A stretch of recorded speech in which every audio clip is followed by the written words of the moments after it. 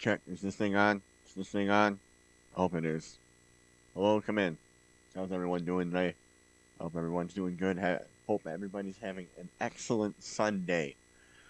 So, the premise to what I will be doing today, I'll do this. The premise of what I'll be doing today is we're going to be playing some Tetris. I need to practice. I'm trying to achieve my goal of being able to at least make it into a classic Tetris monthly tournament. I'm trying to get an average of 200K, and right now my average is a little bit lower than that, so I'm on the road to practicing and making that better. So that is why you see the timer. The timer is supposed to keep me within an hour time frame because you're supposed to get a certain amount of time, a certain amount of points within a certain amount of time in order to qualify. And you will also see that I have added another little morsel of entertainment that I like to call, well, not I like to call, but what Adam Curry and John C. Dvorak like to call the No Agenda podcast. It is the best podcast in the universe, and it keeps me sane when everything is going crazy around in the news and everything else. They have a good way of presenting it, and they crack me up. Them guys are awesome. So I figured that I would use a little bit of my platform to hypothetically hit people in the mouth. So hitting people in the mouth is pretty much giving the opportunity for other people to be able to listen to the greatest podcast in the universe. So the graphic that you see, that beautiful cover art that you see right there, that is, it looks like Putin busted up behind the American flag, and I love it. And they discuss that, and it is episode 1429 called Puppy State. They usually will name their podcast based upon a statement or something that was said during the podcast, so that's the reason why it says Puppy State. So I've introduced the podcast. I told you what I'm about to do. So I'm going to get a drink of this energy drink, and I'm going to start being a good little human resource and try to rack up some points so I can actually qualify. And we will start the podcast up. We hit the audio on that. Adam Curry, there it is. John C. Dvorak. It's Sunday, February 27th, 2022. This is your award-winning Give Our Nation Media Assassination, episode 1429. This is No Agenda. Giving aid and comfort. And broadcasting live from the heart of the Texas Hill Country here in FEMA Region number 6 in the morning, everybody. I'm Adam Curry. And from northern Silicon Valley, where gas prices are headed to $7. I'm John C. Dvorak. There we go. Beautiful. Greg Bott and Buzzkill in the morning. Yeah. I got a new calculation from Europe. You guys are getting close. Europe is now about $8.25 a gallon. It's the equivalent of $18 a gallon in Norway. 18. But it always has been. 18. Do they even drive? Are they just the happiest people in the world, or is that Denmark? I can't remember now. That's Denmark. All right. One of them They're happy because they're not paying $18 a gallon. And they have the most SSRIs in the world. So there's that. Okay. Oh. Well, keep anyone happy. Well, I just have So to. they kill themselves. Right. I would. Before we start, I would like to revisit a tweet from January 21st of this year from United Nations Secretary General Antonio Guterres, which I brought it up on the show, and I thought it was very interesting. He says in his tweet, which is still available, "Today, I urged all UN member countries to go into emergency mode around 5 action areas. Action number 1, fighting COVID-19. Action number 2, transforming the global financial system." What? Action number 3, tackling the climate crisis. Interesting. Global financial system before climate crisis. My favorite is number 4, putting people at the center of the digital world. And 5, that delivering even mean? sustainable peace. I just want to say that my entire vision of what is happening is this is a psyop, Ukraine. Sure, there's people dying, there's shit happening, but it's a psyop. The particularly Western media is propagating this, and the idea is to achieve number 2 on Guterres' list. And as we discussed several times in the last couple episodes, it looks like that's happening, at least starting to happen. Nothing really bad has happened yet, with removing parts of Russian finance from the SWIFT network. Have you seen any evidence of this being a psychological operation? Because I've seen only this. No, but I have to assume that your position is going to be what it is, and in that regard, This is conjecture, not fact. I will take. I take it more of an. Let's say I'm looking at things more askance. Not everything. More what? Because As most of what? the Scan? report- What did you say? Looking as what? I'm looking at things askance. What does that mean, askance? Askance, like with a modicum of Skepticism. A modicum of skepticism. Okay, askance. Now, and I want to start with a clip that would be Sure. One of these. And now now there's 3 or 4 ways you can interpret what they showed. And this was the funniest clip to me, at least. Whether it's real, phony, I don't know. It doesn't matter because unfortunately you can't go see this. You can't go back in time to look at this. But let's play the Aaron Burnett in Ukraine 1. Anything with Aaron Burnett is going to be good no matter what. Because we never play her anymore. Because she's... No, here we go. She's a sellout. And CNN's Aaron Burnett spent the day with some of them. She joined me earlier tonight from Ukraine's border with Hungary. You began your journey to cross the border in Lviv 20 hours ago. Tell us what happened when you headed for Poland.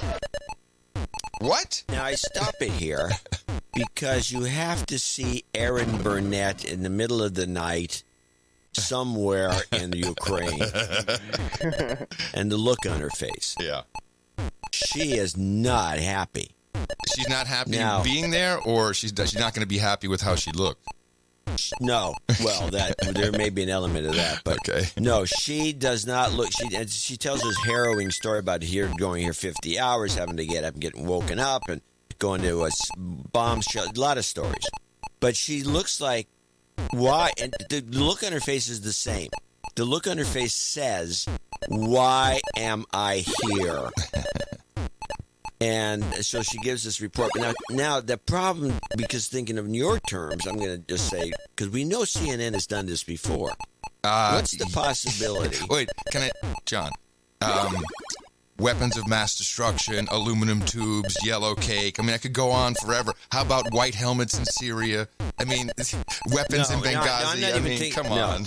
We're going beyond that. We're talking about the time where the correspondent's yakking away from in front of Belgrade someplace, and then 1990. the green screen goes bad. 1990 CNN. Yeah, Gulf War I. Absolutely. Boom. Green screen. Mm-hmm. Blue screen, actually. Now- So long ago, it was blue screen.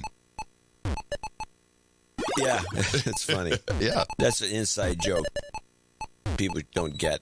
But you'd be years before green screen, this specific color of green came around to chroma key on. Everyone used blue, and it used to be called blue screen. Yeah. But this one color of green turned out to be so much better and less likely to interfere with some clothes you're wearing or something like that, because nobody wears lime green anymore. Anyway, Anymore? Do you still have a suit in the closet that I should know about? I never wore lime green, and I never will. And so, but around here we got Oakland A's fans that do. So I'm thinking she's talking. At one point she talks about how bitter cold it is, yet there is absolutely no steam coming off her breath. Now that could be if it's dry cold, if it's like humidity is down to next to nothing. Could be. But when you're out in the fields like where she is, supposedly, there's a lot of moisture. Tule fog comes from that kind of environment, so you get something. Too late. And if you're Look at not that getting long bar. any puff out of your mouth for this bitter cold that the she said, you would. I know very few people that go into an atmosphere like that and don't bitch about their lips being cracked. Would you say that it might have been a green screen situation? Is that what you're saying could be possible? Oh wow, okay, that's far for you. Is possible, which would also make her irked because now she's putting herself in a jeopardy situation. Yeah. So, but she was irked, whatever the case. And she gives this report, and I'll play the rest of it, and then I'll tell you some other issues I have with it. But let's listen to part 2. So the first thing we did, we got up this morning. We had been down for maybe about an hour, awoken by air sirens down in the bomb shelter. That's how it is now. And then we began our journey to the Polish border. And first we passed the train station, and it is just hordes of people, Pamela, just hordes of people. It is indescribable. People rushing to get on buses. And as you said, it is primarily women and children. The men, obviously many of them are not Ukrainians who are trying to get out. And, trying to rush onto those buses to get over the border. When we went to the border, we were stopped dead about 29 miles from the exact border. Sorry about that. And at that point, it just came to a complete halt. Over the next 2 hours, we went 90 minutes, about half a mile. So it was running about 57 hours to cross the Medyka border with Poland. I mean, Pamela, it was incredible. There were people, they would get there, stop. Some of them even take Bolts, which is what they use here instead of Uber. They get dropped off, and then they're walking. Women with babies on the front of them, people with pets, elderly women, people with toddlers and children, and they're getting ready to walk 30 miles. I find it hard to describe sort of what we saw, and I think the numbers coming out of the UN are low from what we've seen at that border and others throughout the day. So that's what we saw. Then when we finally decided... Now, is the dog in the studio, do you think, or is the dog down the street? Well, That's an maybe interesting they're shooting effect. it in a kennel. Yeah, it's an interesting And I effect. have a couple of problems with Hold on, the let me dog. finish the clip. The clip's not done yet. Well, wait. The dog is awful echoey, and she's out in the middle. Yes. The dog is echoey like it's inside, and I have problems with the dog sound in the back. And where's the dog anyways? She's on the middle of the road somewhere. That's what you heard earlier when the car went by. Yeah, you hear the car go by, and then you hear a dog barking inside. Yeah. No, let's continue. ready to walk 30 miles. I find it hard to describe sort of what we saw, and I think the numbers coming out of the UN are low from what we've seen at that border and others throughout the day. So that's what we saw. Then when we finally decided, okay, we're going to turn around and try a different border, we turned around and there was a sort of a place to stop. We went in, and I ran into a woman in the bathroom. Her English was absolutely perfect. We were talking. She was there with her 2 children. She and her husband, Pamela, had spent the past couple of days at that border to cross. When they got there, of course, they knew about the martial law. They knew that he was in the range, but he had work papers in Poland, so they thought he would be able to cross. Range. He was denied that. So the whole family turned around. Couple of questions. Did she at any point show any of these people? Did she have any interviews, any B-roll, or just B-roll? I'm sure, but any interviews with any of the people she talked about, or just what? Everybody and their sister who was shooting this footage for CNN they were at train stations. They had people in front. They had B-roll up the ass. Aaron had none. Second question. Did she at any point discuss the the Nazi Azov battalion in Western Ukraine? No. Okay. Now she did say she said, I don't know why it's always some interesting when somebody brings out some perfect some detail that's like who cares? What's this? Why did the woman have perfect English? Mm-hmm. You know what I mean when you have this unnecessary detail? Yeah. It's just like this is exactly my problem, and I know you're going to agree with this. As television producers, media executives that we have been all our lives, it's the stuff that's out of place, and it's the stuff that's not in place that's missing. So my favorite example is I have heard now 200,000 troops. I keep seeing these maps that people are tweeting around, and it shows you everywhere on the map where an incursion or something has taken place. My question is, if George Clooney has his own satellite to look at Somalian troop movements, why have we not seen a satellite view of the troops? Ooh. Yeah, I like that. And now let's get back for back Aaron to Burnett, Aaron. but just about the dog briefly. The modus operandi for CNN is, and that was in '89, the Gulf War I. They put their people down below in the basement, 9 stories down, and they had the blue screen there. And what they do is they just mix in the live video from the camera upstairs, in this case outside. Erin Burnett is probably there, but she's in a studio or someone's house, and that's why. And I think I heard her being distracted by that dog as she was talking. So that's their modus operandi, is keep our people safe, I guess, and then phoning it up with the green screen and with superimposed that looks like they're outside. Yeah, I'm not saying that's what they did, but it's very suspicious. Now, the other thing is she says, besides that detail that nobody cares about, that she spoke perfect English, she mentions he wasn't on the, what was it, the guy, she had a little phrase at the end, and CNN never really explained this phrase. PBS Let's get it. Let's get the phrase at the end here. She and her husband Pamela had spent the past couple of days at that border to cross. When they got there, they knew about the martial law. They knew that he was in the range, but he had In the work range. papers. In the range. Okay, so what happened, and I don't know why they didn't bring this up, because it's brought up on NPR and elsewhere. I got a lot of clips from RT, by the way. Oh, you're allowed to access it? Yeah, I'm allowed. You're allowed to access it? Mm-hmm. So we have this third Aaron Burnett. Yeah, I wanted to explain in the range. Zelensky made an edict. He said they played it off as a request, but it was an edict, and that's why the Polish sent the guy back, because he had a work permit to work in Poland. But no. If you're between the ages of 18 and 60, you can't come in. That's the because range. You have to go fight. And that's in the range. That's what they're talking about. You have to get one of those. You have to get one of those fake wooden rifles they're handing out and walk around with that and protect your country. Yeah, I guess. Now I'm going to bring something up. My son's best friend lived for years and years in Ukraine. Speaks fluent. Still has contacts there. Was hooked up with oligarchs. Is in the process of getting people out of Ukraine, get them into Poland. Mm-hmm. So I have some real boots on the ground reporting about some of the stuff, and I tried to find this on the Polish border. This is mentioned, and it was like something I should discuss, which is that Aaron Burnett won't mention it, and it won't be mentioned on any other reports. The Polish will only let in whites. What? Really now? Yeah. Wow. And so I said, that's racist, first of all. That's terrible. Just saying. racist. Bit racist. But Horribly in doing research and then especially going to RT, just had a whole series of shows on this. In Ukraine, there's this scandalous thing called. They did a special on it called Voodoo Money and Sex Slaves. Yeah. Is that about Hunter Biden?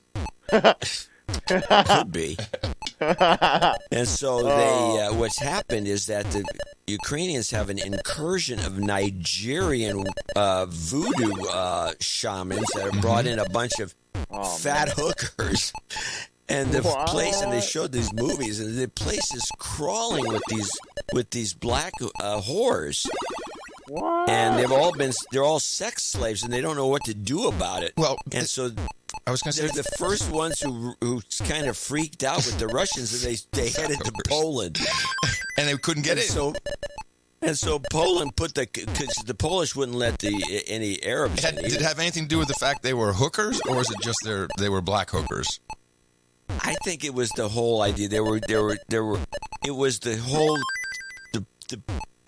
It was like a criminal organization. The Polish just said no blacks, nobody can't come. No. But this is the thing. This is the thing it. with Ukraine, which we have studied intensely since the original bull crap that went down, that we were in charge of the coup, and Ukraine is top of the list for weapons smuggling all over the world, top of the list for human trafficking, top of the list for nefarious cyber activity.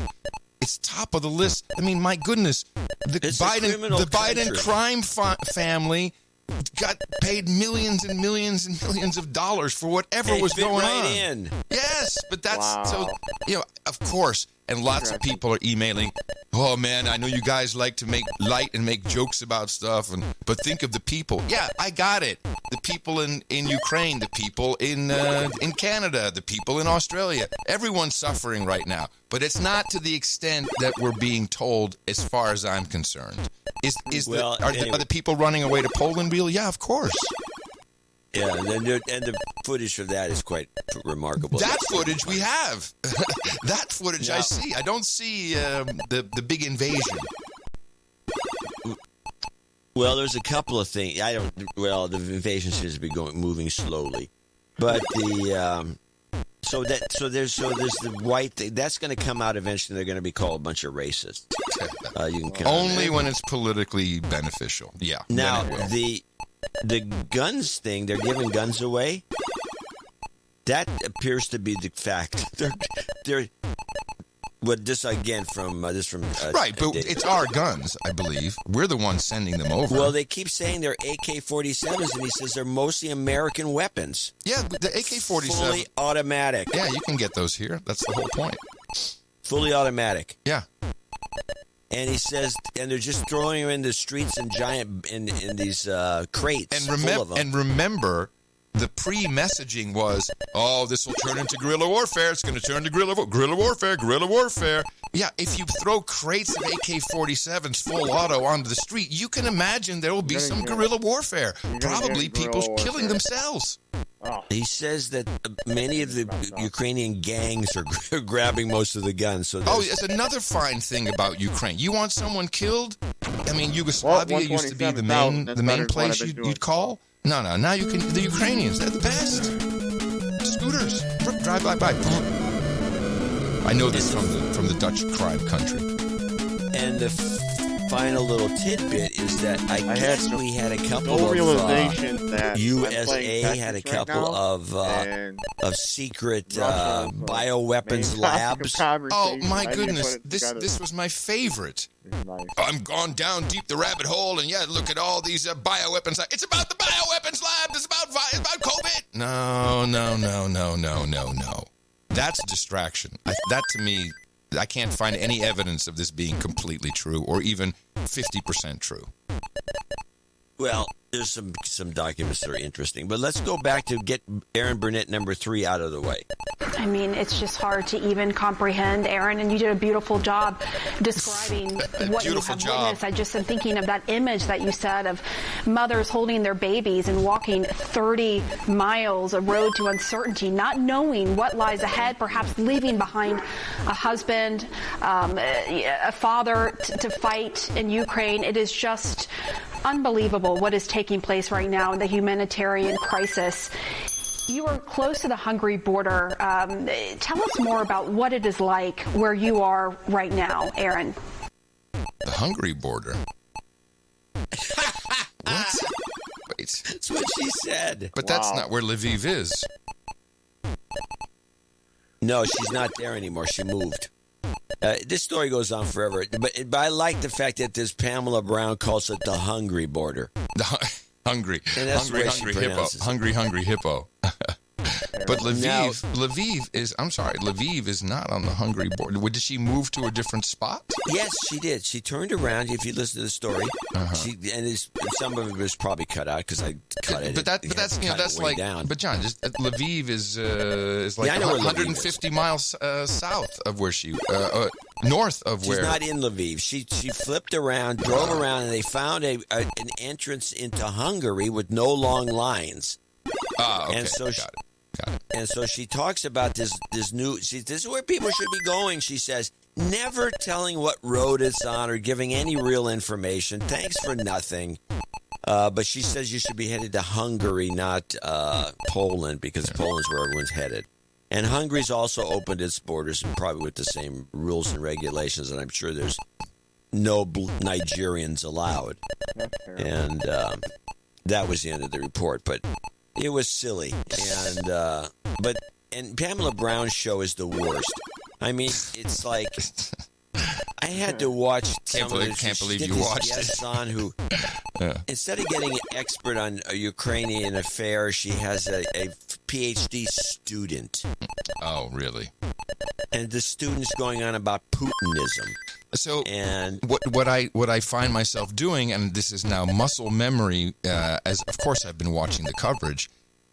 Immediately, you have to go searching for the names of the people speaking, and it's all of the same likely suspects, right down to. You remember for Syria for that massive psyop, they had like some Syrian nonprofit and had a spokeshole, but the guy was basically in London. I mean, this is the stuff that's happening. What was most damning for me was what happened last night. The UK has an interesting news culture when it comes to late night news. So the 11 o'clock news, typically, they will show all the front pages of the newspapers and have two guests on to discuss. The BBC does it, but Sky News, I think they really solidified that format. And it's really good because, they have so many different newspapers, all different, or most different ownerships, and it's, very competitive.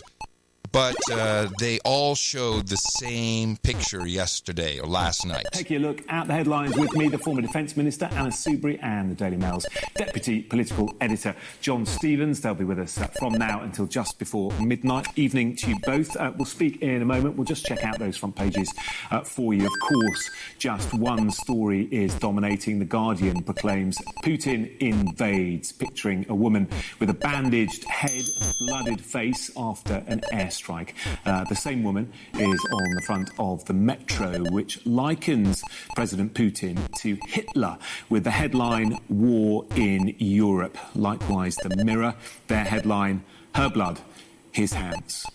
The Sun has a nearly identical front page to the Mirror. In fact, the Star also going with the Hitler comparison. Similarly, the Express says the invasion redraws the map of Europe in blood.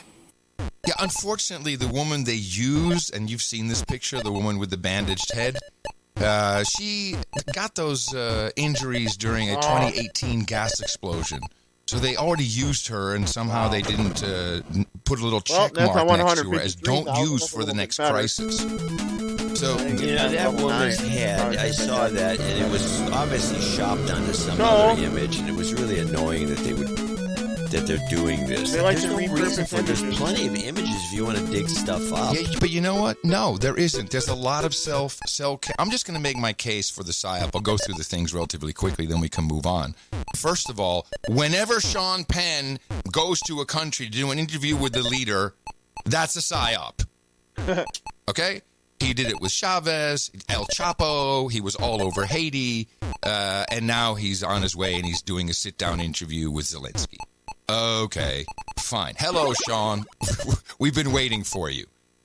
This, though, is what really gets people riled up. The Eurovision Song Contest announced today that Russia will not be allowed to have a team compete in this year's Eurovision. And as Americans, we don't tend to care that much about the Eurovision Song Contest, but it is an absolute national obsession in Russia and across most of Europe. Russia's been kicked out of it for this year. And that gets people's attention. And now you see that this has been... Wait. What? If that gets people's attention, what do you think canceling the Poland World Cup game with Russia would do? Do you have a clip?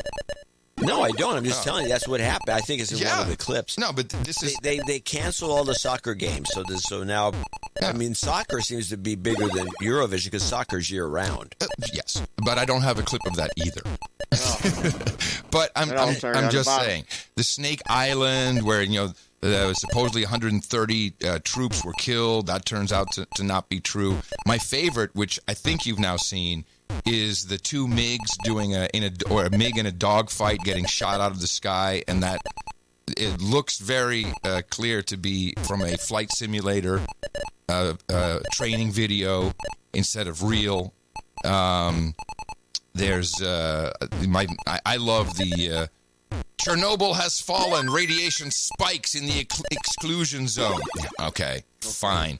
And wild. we need to psyop our people here at home in America. Most importantly, we need to tug at all the heartstrings, because whatever you do, don't look at what's really happening. No. So let's open Saturday Night Live with some drama, shall we? Ladies and gentlemen, the Ukrainian Chorus Dumka of New York. Completely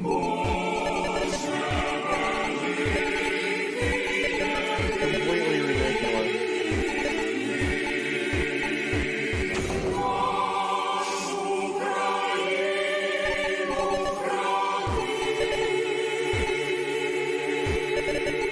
Let's talk about exploitation. Live from New York, it's Saturday night. Pathetic. The whole thing was 3 times as long. I had to cut it down. Like this, that's the God Bless Ukraine song or whatever. Okay, gotcha.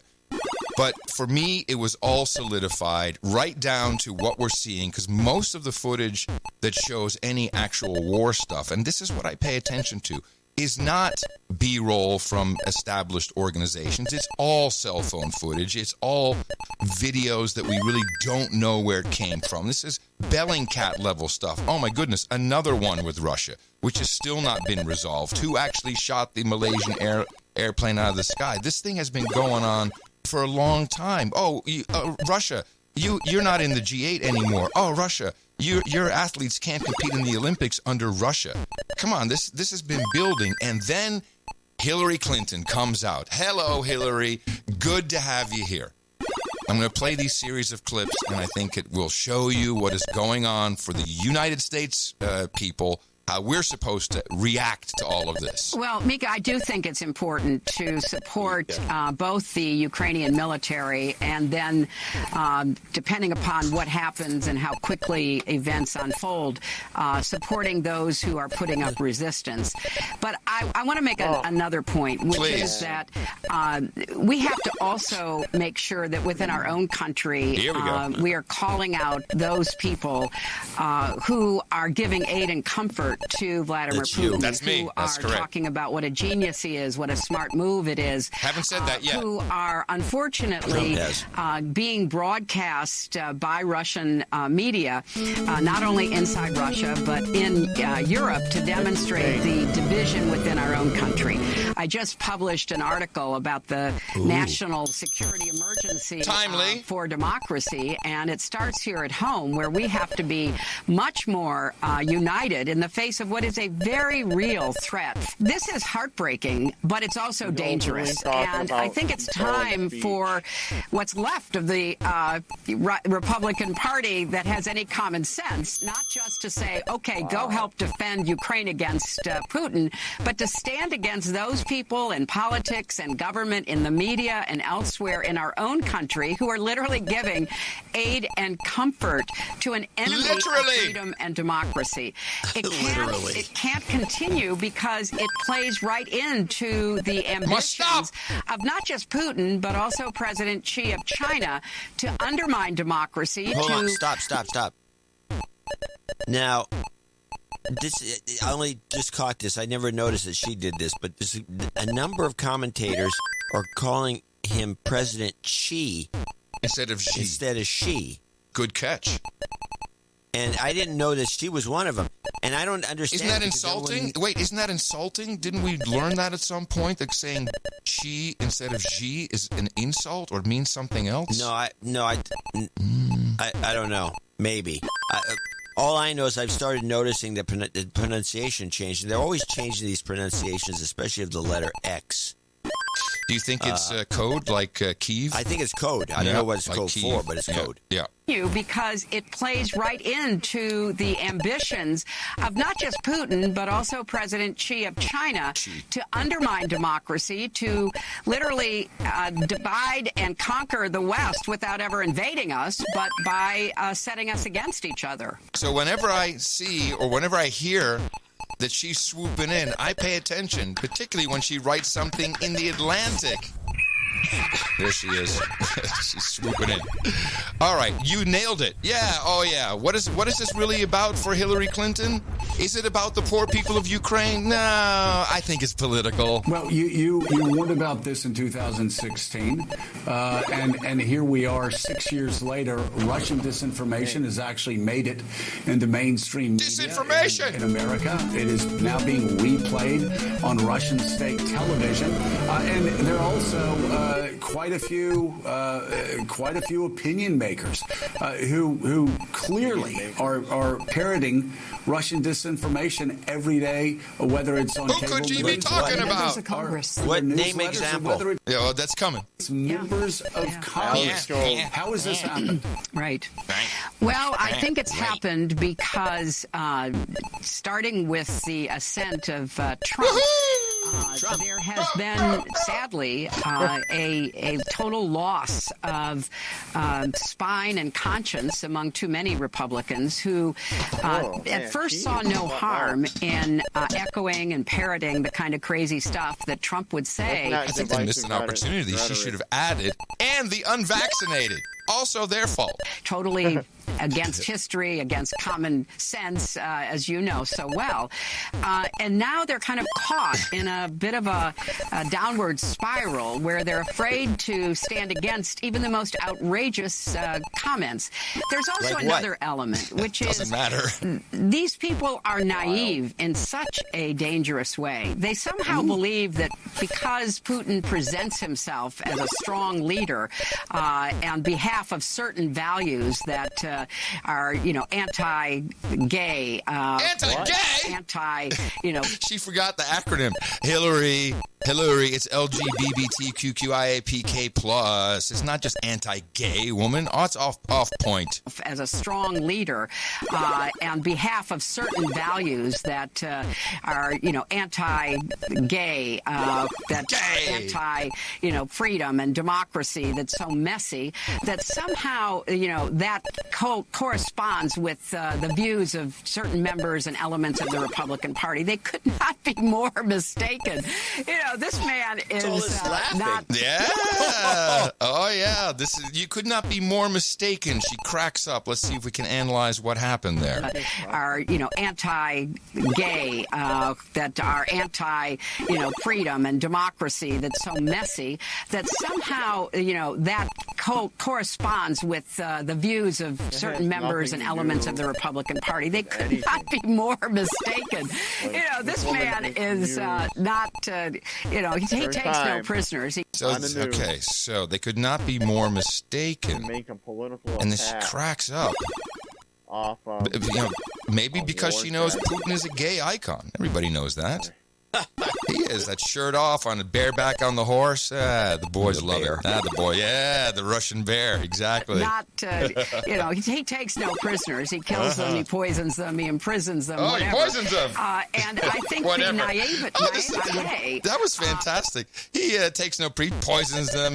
Whatever. This man is not, he takes no prisoners. He kills them. He poisons them. He imprisons them. Whatever. And I think the naivete that we saw starting with Trump, but which has now been accelerated, is really hard to understand, Joe. But nevertheless, we have to deal with it, and we have to call it out. More people in the press and in politics need to be doing that. Hey, we need to call them out. We need to call out my opponents, the people from the other team. Call out Republicans. Trump. Trump's fault. Thanks, Hillary. We all know you were supposed to shepherd the Great Reset, and I know you're pissed off about it. And only two more here, but I think we'll get to the point. Now she rolls out the talking points, which are repeated ad nauseum about the sanctions, what we have to do to go after Putin. We don't go after Putin, we go after his cronies. I would hope that the administration and our European allies and others would move even more quickly to impose sanctions, not only on the economy of Russia, but also on individual actors within that economy, all the way up to Putin.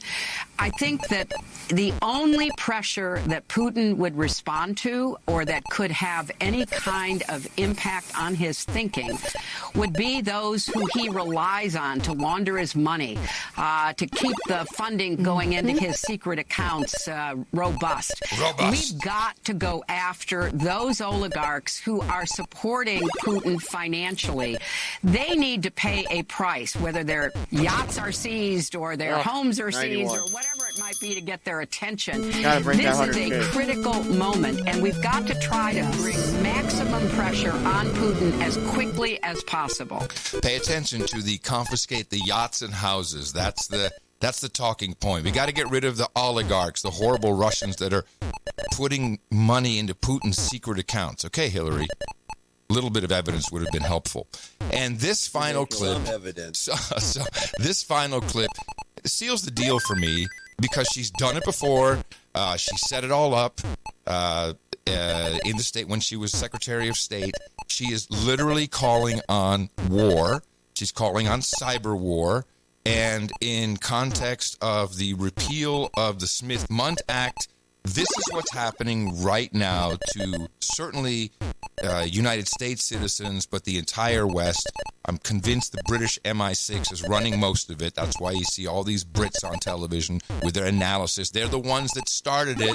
They're the ones that said it was going to happen. Attack was imminent. Now, this is bullshit, and I smell it. But Hillary, she nails it. What can we do as a country to encourage and support those people? David, that's a great question. That's not a great question. And You're welcome. Even though I did not encourage the demonstrations back in 2011, I did point out on behalf of our country that they were in response to what was an obvious effort by Putin to stay in power and to literally rig his elections. Now we are looking at Russians once again in the streets. They don't want a war with Ukraine. There's a lot of family and other connections between Russians and Ukrainians. I think we can have both, what I would argue for government support, but also non-governmental support. There were reports overnight that Anonymous, a group of hackers, took down Russian TV. I think that, people who love freedom, people who understand that, our way of life depends upon supporting those who believe in freedom as well, could be engaged in cyber support for those in the streets in Russia. We did some of that during the Arab Spring when I was Secretary of State. I think we could be also attacking a lot of the government institutions and, again, the oligarchs and their way of life through cyber attacks. And it will be difficult to get actual physical support, but I think we should be looking at that. I mean, the old days of, Radio Free Europe and getting and beaming in accurate information into the homes of Russians. We should be doing everything we can now online to replicate that. It will be very difficult for Putin to plug all the holes in that dike. Information going into Russia about what Putin is actually doing with this unprovoked attack on Ukraine can keep people, energized. And I think that's something that we should be doing, as I say, both through our government, but also individuals who have the capacity to do that. Our tech companies should not be aiding Russia in this attack in any way. They should be aiding those who are standing for freedom, which, after all, is something that, they're supposed to be on the side of. And there it is. Propaganda online. There's thousands of people at the State Department who did this. She set it up herself, the techno experts. Did you hear the thing she said at the beginning? What was that? She says, I didn't organize this the 2011 protests, and she's talking specifically about the protests that took place in Russia, which ticked off Putin. That was organized by That's her. when he kicked out all the NGOs. Yeah, it's when he kicked out all the NGOs because they were just a bunch of spies. And what are the chances that the $6.8 billion President Biden has just called for is going to go to NGOs to go do more crap? Hunter Biden knows them all. But Hunter Biden's in the catbird seat. But Hillary, when she says that, it's like, wait a minute. Why did she even bring it up? And why did you make a point of saying you didn't do it? Thou protesteth too much, perhaps? That would be the I had nothing to do with it. This is my favorite from that clip. It will be very difficult for Putin to plug all the holes in that dike. Coming from you, Hillary, that's hilarious. No! No. Yes, I did it. I was perpetually 15. I can't help myself. What an idiot. I'd like to hear some of your clips after we just get a good feel for how frightening it's all supposed to be. This is an ABC News Live special report. The Ukraine-Russia crisis. Tonight, new sanctions on the Russian leader himself and his foreign minister. But the U.S. has sanctioned dictators in the past, like Syria's Bashar al-Assad, and it rarely changes their behavior. Putin has also buried his wealth, making it difficult to freeze his assets. Do you think it will actually have an impact on Putin in practice, given the uncertainty about the extent and location of his wealth? What we are hoping the world takes away from this is the unity through which the United States, President Biden, is working with our European partners and allies. President Biden spoke by phone to Ukrainian President Zelensky, vowing to offer more support. And as U.S. troops and helicopters arrived in Eastern Europe, the Pentagon confirmed the U.S. is still shipping arms to the Ukrainians. We're continuing to provide ways for them to defend themselves. Realizing they need to act more quickly given the Russian advance on Kyiv, NATO activated its Rapid Response Force for the first time ever, with 40,000 troops on call. We must stand ready to do more. Yes. Even if it means we have to pay a price, because we are in this for the long haul. The White House tonight also praising the courage of the anti-war protesters in Russia, where over 500 were arrested today. I'm curious what other clips you have. When we get to Swift, I have some stuff to say about it. Yeah, well, what I get a kick out with this clip that you just played, which are in Britain, it kind of sounds like, you know, Biden had something to do with anything. Of course. When it turns out he had very little to do with anything, and he's going to probably think or promote the fact that he did. But since you had those Hillary clips and she brought up Anonymous and all the something in there. This is off to the side. But you've got to hear this. I'm sure you're not aware of the new Alex Jones special coming on CNN. Play the Alex Jones trailer. I've heard it's coming. I have not seen the trailer. I'm excited. How would you describe him? How do you explain something this crazy? Alex Jones, once on the fringes, now the king of conspiracy theories. The QAnon group, the anti-vaxxers, he's the foundation of all this stuff. Could he be a threat to American democracy? There is a wow. Go inside his misinformation empire. CNN special report, Megaphone for Conspiracy. The Alex Jones story, tomorrow at 10. Oh my goodness, misinformation empire. Oh, wait, what was that They thing? claim that he's responsible for Anonymous, Q, and all anti-vaxxers stem from him. Anonymous is doing good work, Hillary just said. They've never if it wasn't for Alex Jones, there would be no anti-vax movement. No, yeah, forget Andrew Wakefield. It's all Alex Jones. Andrew Wakefield had nothing to do with it. Had nothing to do because you brought up Biden. Oh man, Pooper had someone on CNN. Pooper. And boy, some messaging here. Essentially saying this is Joe Biden doing what Joe Biden does. Yeah, well, I never imagined how quickly this would all unfold. The person they sold on the campaign, the nice old, moderate grandpa who just wanted to help everybody get along and compromise, is not what we got over the last year. He has no mandate really to do much of anything. It's amazing that he got a couple of things done when the mandate was really pretty clear. 50-50 Senate and near 50-50 House and a pretty close presidential election. The mandate was simply replace Donald Trump and don't do anything drastic or stupid. And everything about this agenda is extremely drastic. And he's been angrier than I think people expected. He's been more divisive. He's been more partisan. You look at the issues. We built 5 years of coverage on Trump out of Russia, COVID, and democracy. The president at his press conference invites Russia to invade the Ukraine. We got more deaths under Biden than Trump. And now we have the president and vice president and leading Democrats question the legitimacy of the 2022 election. Are we any better off?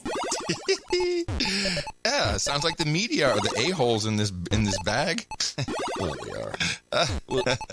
So I just to stay with the CNN to get her out of the way. Pam Brown had this.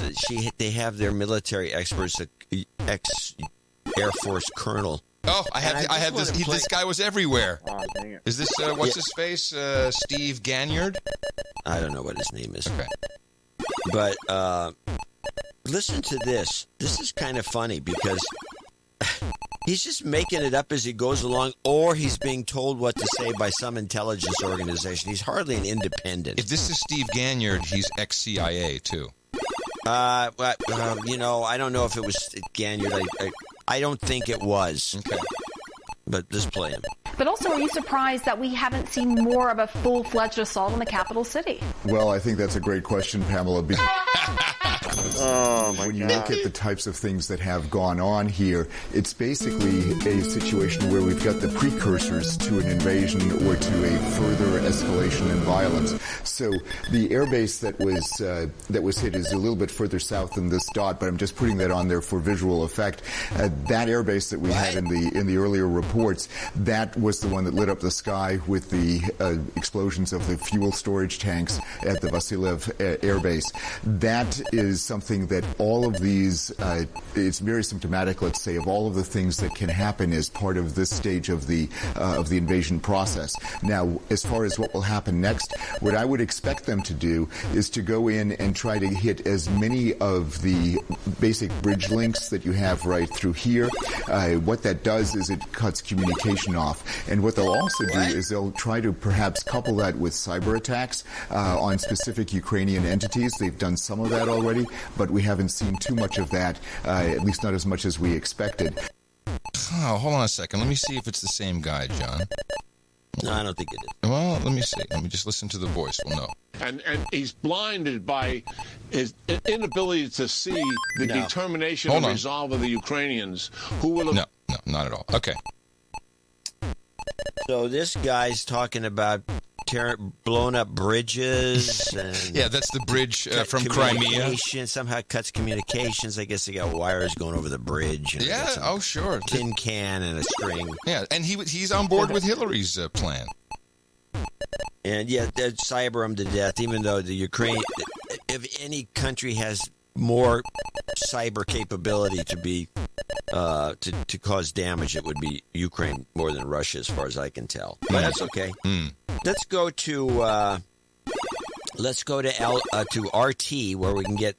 They're actually the most objective of the group. They're always. It's funny to listen to them because it's like, well, we have a picture of the thing blowing up. We have no idea where this came from. It's probably just could be old, could be new. We don't know. And they emphasize it. You've seen that. All of Silicon Valley is either annotating or blocking links to RT. They're under DDoS attack.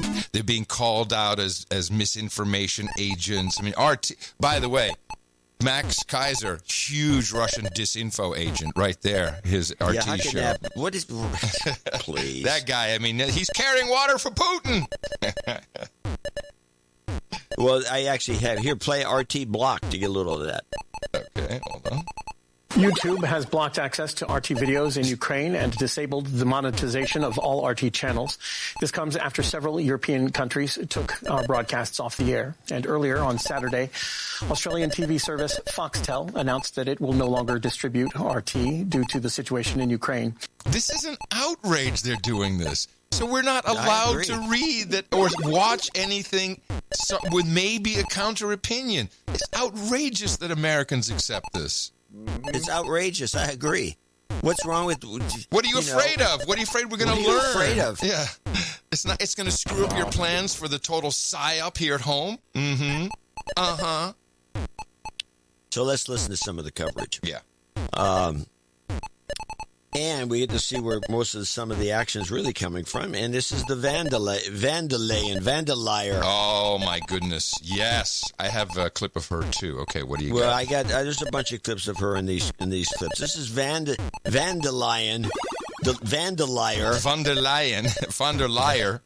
Vandalier. Uh-huh. Pulls plug on Russia, RT. Britain's prime minister has branded the removal of Russia from the SWIFT program as a stepping stone, with more sanctions on Russian finance to come.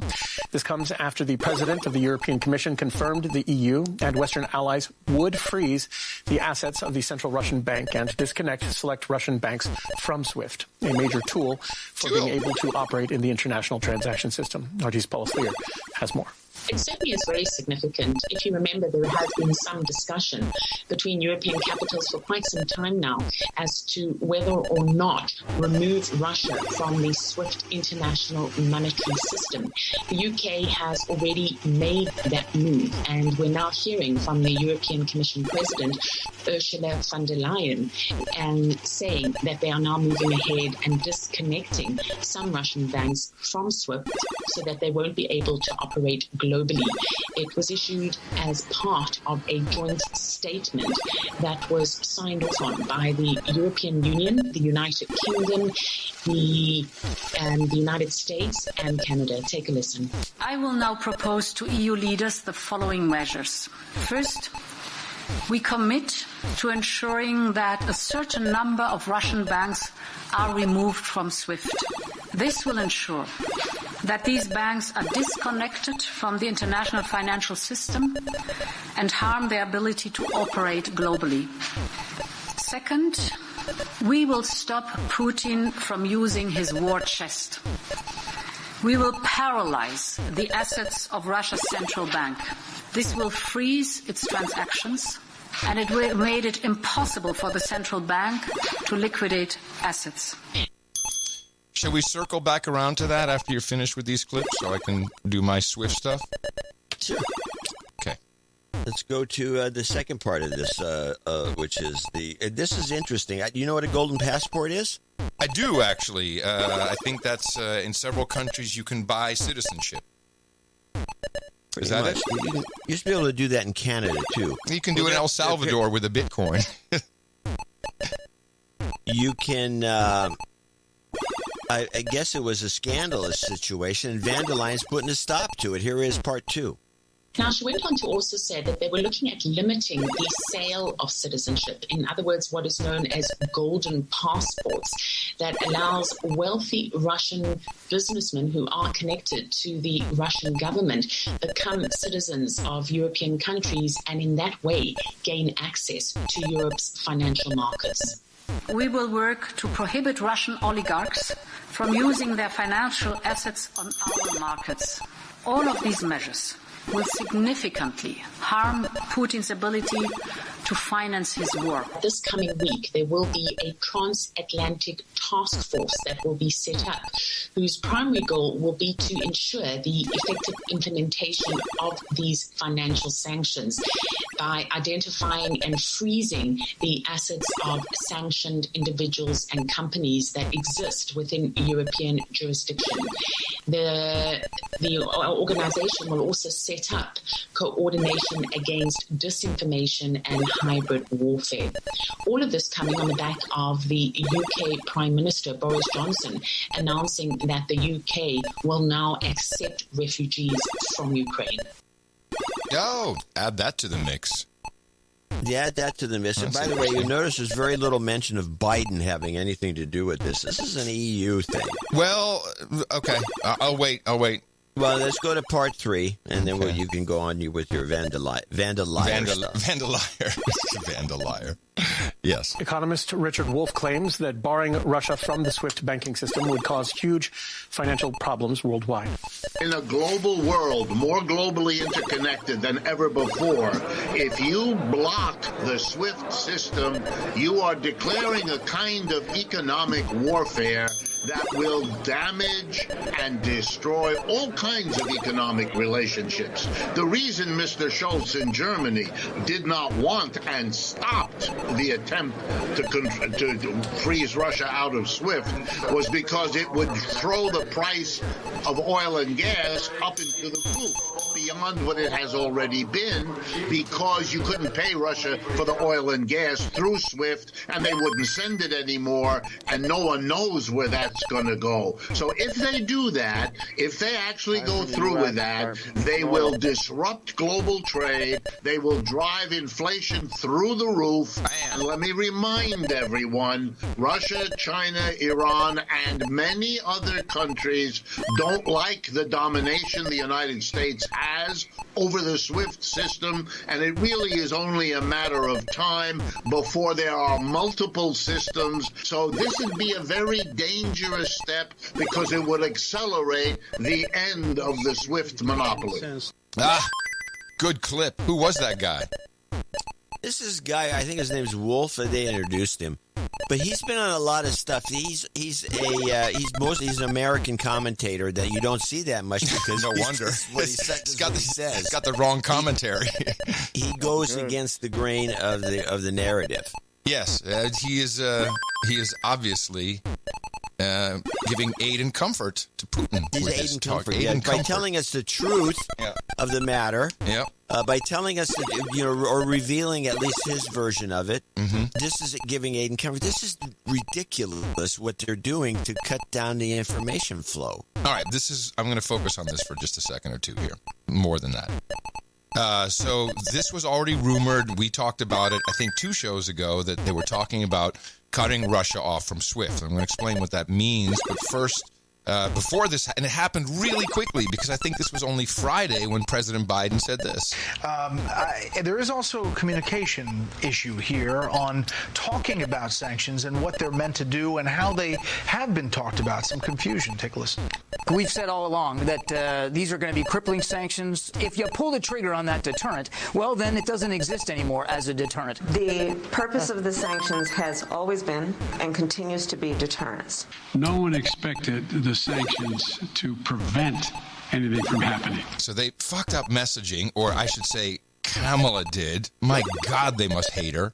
They must hate her so much. It's just so obvious that she messed it up. Here's the Wall Street Journal, pre-SWIFT blockage. Mr. President, you didn't mention SWIFT in your sanctions that you announced. Is there a reason why the U.S. Isn't doing that? Is there a disagreement among allies regarding SWIFT and whether Russia should be allowed to be a part of it? The sanctions that we've proposed on all their banks have of equal consequence, maybe more consequence than SWIFT, number one. Number two, it is always an option, but right now that's not the position that the rest of Europe wishes to take.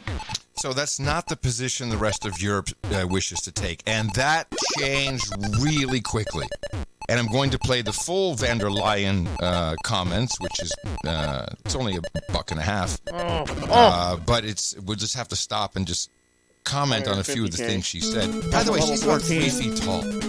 They had her walking in, and she has kind of clippity-clop type heels, just like Hillary used to have.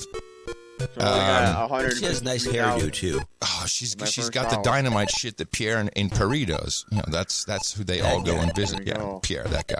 All right, here she is. So some of this is repetitive, but I think the full context is good to have. In coordination with President Biden, President Macron, Bundeskanzler Scholz, and Prime Minister Draghi. So there you go. There's the top guys in consultation. But she's running it. This is a globalist mission here.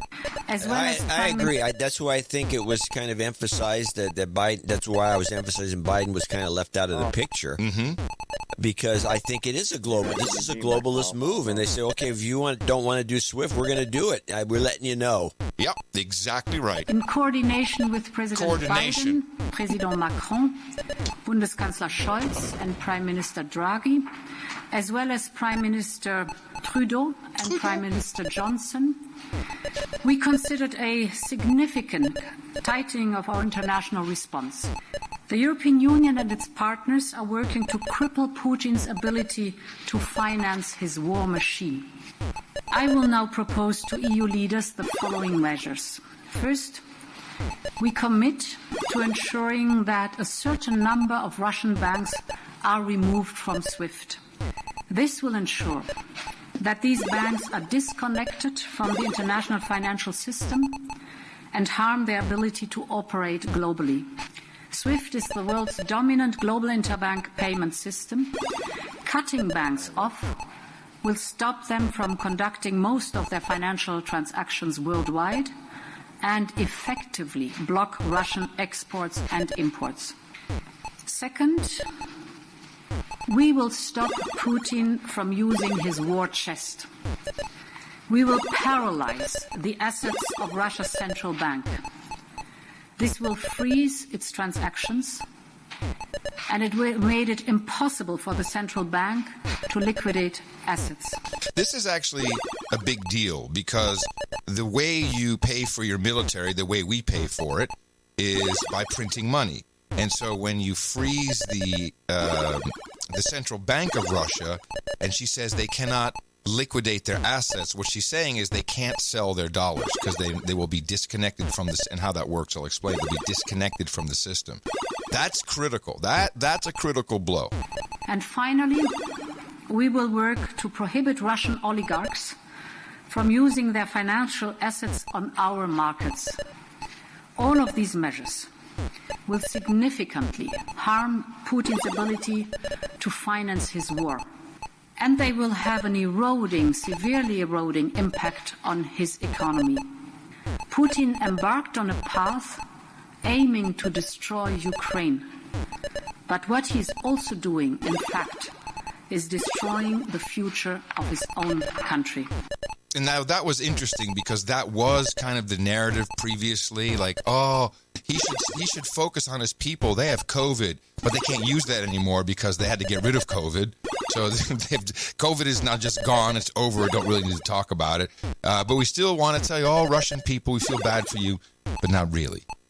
So now there's this cutting off of certain banks. What does that mean? No analysis, just keep repeating the statement. The U.S. and European partners really trying to up the ante here. They're trying to look for ways to cut the Russian government off from the international financial system and make sure that the sanctions they already put in place hurt. First, like you said, after a lot of political pressure, they're announcing that they are cutting off some key Russian banks from the SWIFT system. That helps large banks send international transactions, so cutting them off could really isolate them. And second, and this is a big one too, the White House says they will put some restrictions on the Russian central bank. The Russian government keeps a lot of its national savings, its rainy day fund, if you will, in banks abroad. And now the U.S. is saying that they will try to keep Russia from being able to access these international reserves to try to prop up its own currency. And you know that the Russian ruble is already trading at record low against the U.S. dollar.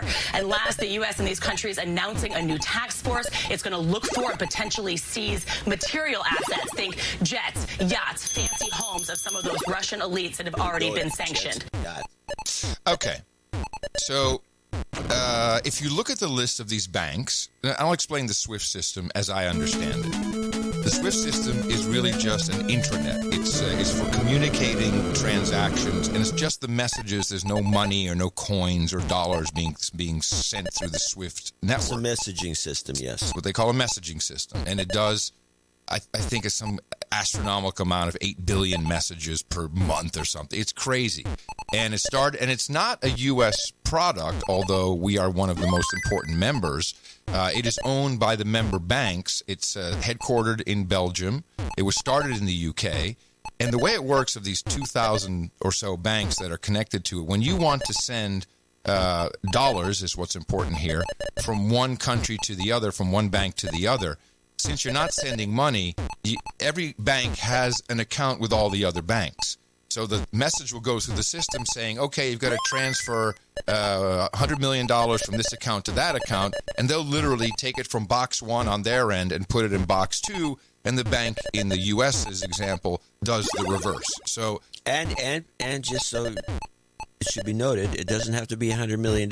In fact, you can use SWIFT to transfer money with a bank transfer to the No Agenda show as a donation for just a few $100 and it goes through. Not from Russia. From Russia. Not from, well, this is true. From Russia, forget it. But so as an example, Apple Pay and Google Pay, they no longer work. You can no longer transmit money through this system because that's who they're connected to.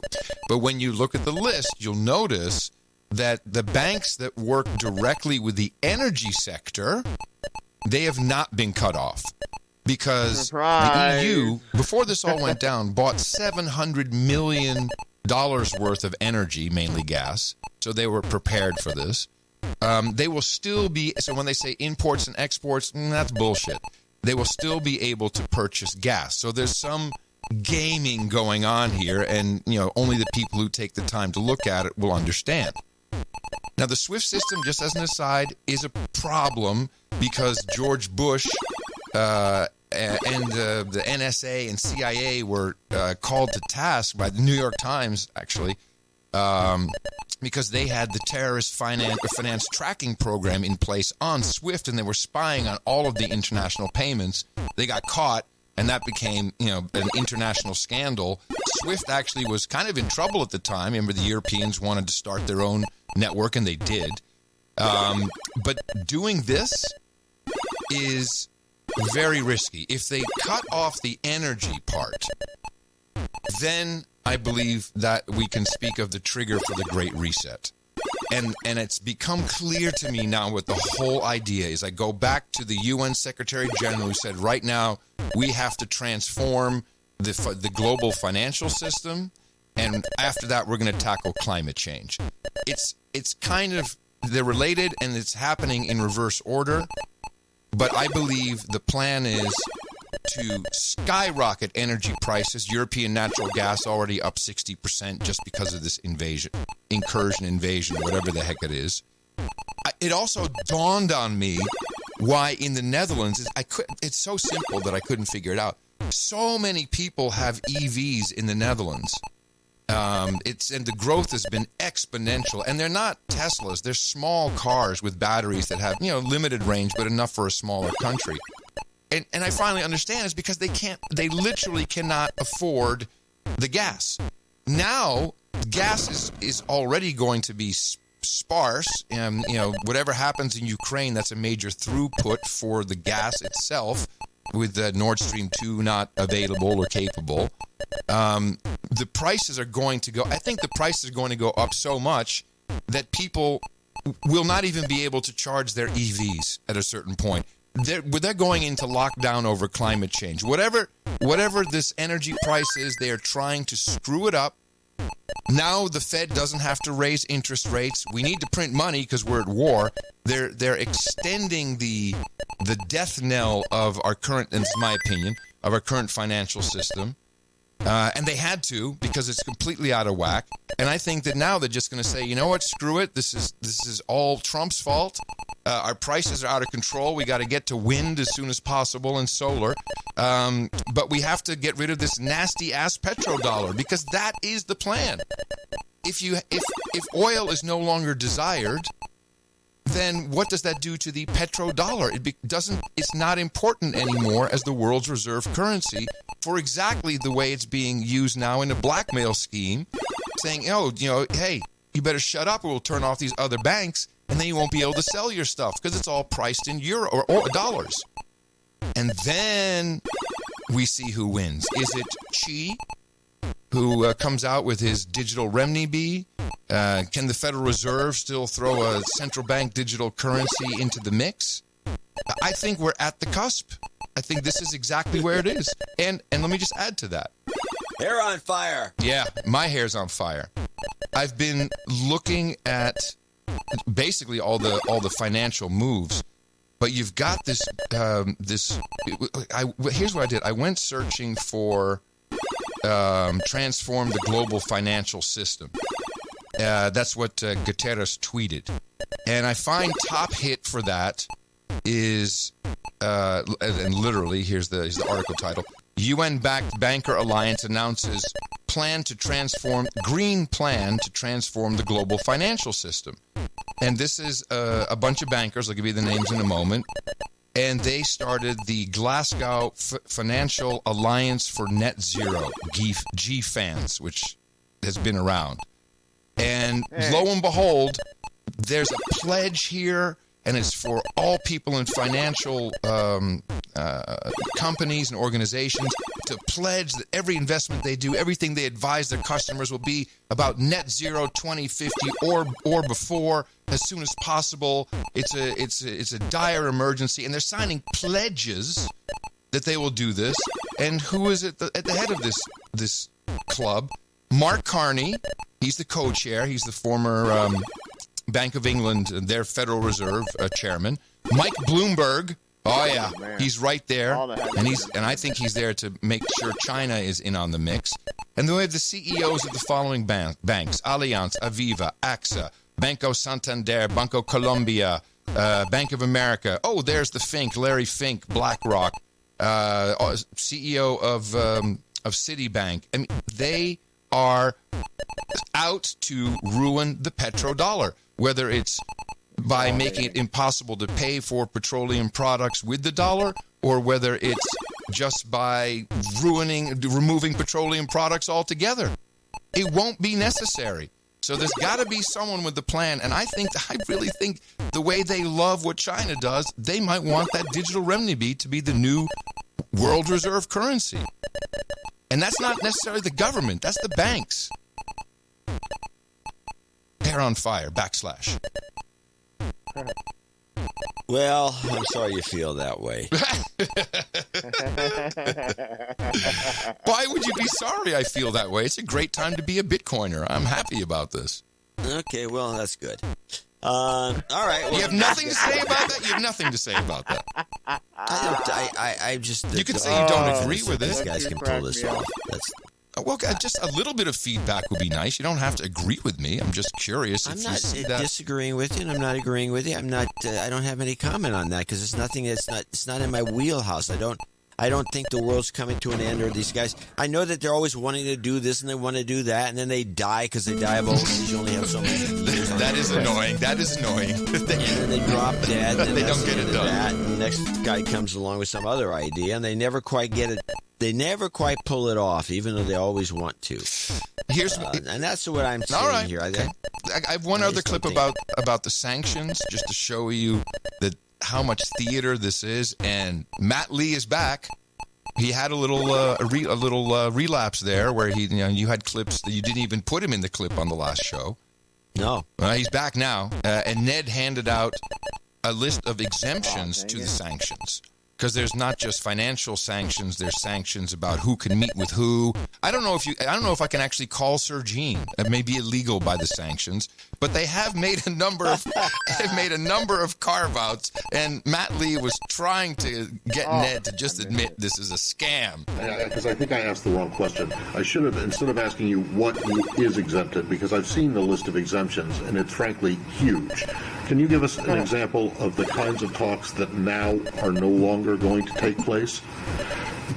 You're asking me to... Are we talking about cultural exchanges or what? I mean, because if you look at the list of stuff that's exempted, you start with the JCPOA, you go to climate, you go to COVID, you go to anything having to do with consular affairs. What you will see... to anything that the seventh floor thinks is significant enough, which could be anything. So I'm just wondering, what is it? You will see Arctic Council in there. You will see every single. You will see a focus on our core national security interests. Yeah, but every international organization, contact with the Russians at every international organization is carved out. It's exempted from this. Matt, I'm not sure this question. From the ICAO to the Arctic Council to the OSCE. We are going to pursue. So what has been banned or halted because of this directive? We are going to pursue what is in our national security interests. Some of the things you just listed are fundamental to our national security interests. Just because Russia has taken this action doesn't mean that we should stop caring about our own security, the well-being, the welfare, the safety, the security of the American people. You've seen for yourself at least what purports to be a list of areas where we need to engage, we might need to engage to pursue those core national security interests. I will leave it to your well-informed imagination what might not meet that criteria. Well, I'm just wondering, can you point to something specific that is now no longer able to be talked about with Russians bilaterally because of this? Because it just seems like almost everything that one can imagine, except for, I don't know, licensing for artwork to be loaned to a museum, the Russian is included. So everything is excluded except maybe artwork from Russia. I believe it. This is a game they're playing, and a dangerous one. I love it. And they're insane. I have on this. There you go. What? They're insane? Does that help? They're totally insane. Well, you got Hillary. I'm telling you, those Hillary clips that you played, it makes you just visualize, and I'm sure everyone out there did the same thing. You visualize those worst pictures of Hillary with her eyes bugged out, the bags under the Sith look, and she's just like spewing, venom. She just sounds nuts. I have 4 short clips, each about 25 seconds, of Abe Lincoln, our Secretary of State, and this is how insane they are. This is what they believe is happening, what's going on, and what this is the narrative, I guess. Joining us now is Secretary of State Antony Blinken. Mr. Secretary, thank you for your time. Good to be with you, Nora. Thanks. Well, there were a number of alarming developments today. Do you believe that Ukraine's capital of Kyiv could soon fall to Russian forces? Well, it's certainly under threat, and it could well be under siege. This is the opening salvo of a massive invasion, and we see this continuing and threatening Kyiv and threatening other major cities in Ukraine. Yeah, massive salvo. What? Dang it, man. He says it may be under siege. We have intelligence organizations. If it was under siege, we'd know. You'd know that minute. All I see is reporters with helmets and flak jackets on saying, boy, it was really rough here a little bit ago, which we don't have for you. And then they're showing B-roll of rockets flying through the air in the corner. And there's like people walking behind them. There's people looking over the railing. I'm not stupid. I have eyes. When President Biden addressed the nation today, he said that Putin wants a new Soviet Union. Is there intelligence to suggest that President Putin will advance beyond Ukraine? You don't need intelligence to tell you that that's exactly what President Putin wants. He's made clear that he'd like to reconstitute the Soviet Empire. Short of that, he hasn't. He'd like to reassert a sphere of influence around neighboring countries that were once part of the Soviet bloc. Now, when it comes to a threat beyond Ukraine's borders, there's something very powerful standing in his way. That's Article 5 of NATO. An attack on one is an attack on all. All right, so this is the trope, and they talk about Putin's 5,000-word article where he allegedly said, and everyone talks about it, but I have yet to see an official original copy of anything, that he said, it was a tragedy. I want to restore the Soviet Union to its greatness. Now, what I do know he said is, very short line, those who do not mourn the passing of the Soviet Union are heartless. Those who want to reestablish it are mindless. That's what he said. And he said a lot more. He said, hey, these regions, it's the same as Georgia. We're protecting the people who want to be with us from the Ukrainians. The people in Western Ukraine, they're being attacked by the Azov battalion, the Nazis, the ones that John McCain drafted to shoot civilians and military on Maidan Square. Wow. We continue with Antony Blinken. So on that point, while U.S. troops are not in Ukraine, they are close by. So what's being done to lower the risk of some accidental escalation with Russian forces? Well, you always want to make sure that you don't have miscalculations, accidents. And so one of the things we're looking to do is to be in communication with Russia on a military basis to make very clear what it risks if it miscalculates. This, ladies and gentlemen, is the new Hillary Clinton. I'd rather have Hillary than this guy. What a wuss. Just a wet noodle. Now, of course, we have to scare America. I want to ask you about some of the troubling words from Vladimir Putin's speech. He warned of consequences never seen in... Guys, just listen to him go, I want to ask you about some of the troubling words from Vladimir Putin's speech. He warned of consequences never seen in history. Was he threatening a nuclear attack? Well, I can't begin to get into his head and to say exactly what he means by those kinds of words, that kind of bluster. But again, we've been prepared for whatever course that he chooses to take. We were prepared to engage diplomatically if we could to divert him from the aggression that he's pursued. We were also equally prepared now that he's committed that aggression. We're prepared. First strike, nuclear. Oh, yeah. This is it. We're all going to die. World War III, it's happening. I got a call from our dude named Ben, protector of the megawatts, who works inside the critical infrastructure security business. And he says, the company he works for has probably the largest intelligence agency that is hired to protect critical interests. So that's mainly cyber. And they also have a huge array of risk management analysts. And he said, I've never seen this before. He called me. He's never called me. He said, I've never seen this before. All the intelligence guys are saying, this is bullcrap. And all the risk management, the analysts, they're like diving into the bunkers saying World War III is coming. So he says, I've never seen that divergence between those two groups. But maybe it has something to do with this, with the SWIFT system and oil. Russia's economy is fueled by gas, and the U.S. is a consumer. So would the U.S. consider cutting off oil and gas purchases from Russia? Well, what we're doing, Nora, across the board is making sure that we inflict maximum pain on Russia for what President Putin has done, while minimizing any of the pain to us. We're in full coordination with other countries, both consumers and producers alike, to minimize any impact that this may have on energy prices and on gasoline. Well, how's that working out, Blinken? $7 almost in California.